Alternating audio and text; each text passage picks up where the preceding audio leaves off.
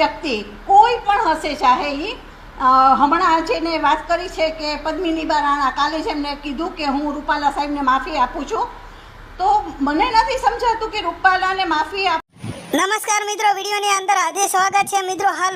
પદ્માવતીને લઈને મહત્વપૂર્ણ સમાચાર મળી રહ્યા છે કે રૂપાલાને મિત્રો રાજકોટમાં સાંસદ તરીકે ભાજપે પણ તેમને ટિકિટ આપવામાં આવી હતી અને તેમનો વિરોધ પણ ચાલી રહ્યો હતો, જેથી લઈને વિરોધ માટે ત્યાં રૂપાલાની પણ ચૂંટણી પૂર્ણ થતા જ પદ્માવતીએ પણ નિવેદન અને મહત્વપૂર્ણ પણ નિવેદન આપ્યું હતું, જેથી લઈને કે રૂપાલા મિત્રો રાજકોટની અંદર સીટ જીતી જશે તો રૂપાલાને રાજકોટની અંદર નહીં રાખવાનું પણ નિવેદન કર્યું હતું અને ઘણા ક્ષત્રિય સમાજોને પણ ગુસ્સે થયા ગયા હતા અને ક્ષત્રિય સમાજે પણ રૂપાલા વિરુદ્ધ ઘણા આવેદનપત્ર આપવામાં આવ્યા, છતાં પણ કોઈ પણ પ્રકારના એક્શન સરકાર દ્વારા લેવામાં આવ્યા નહોતા, કારણ કે રૂપાલાએ ભાજપ દ્વારા તેમને આગળ રાખવામાં આવ્યો હતો અને જેથી લઈને પણ તંત્રએ પણ ઘણા મુશ્કેલીનો સામનો કરવો પડ્યો હતો। ચૂંટણી પહેલાં રૂપાલા તેમનું પણ નિવેદન એક ખરાબ આવ્યું હતું, બેટી બચાવવાના કારણે અશબ્દ બોલતા ઘણા લોકો પણ ક્ષત્રિય જુવાનો પણ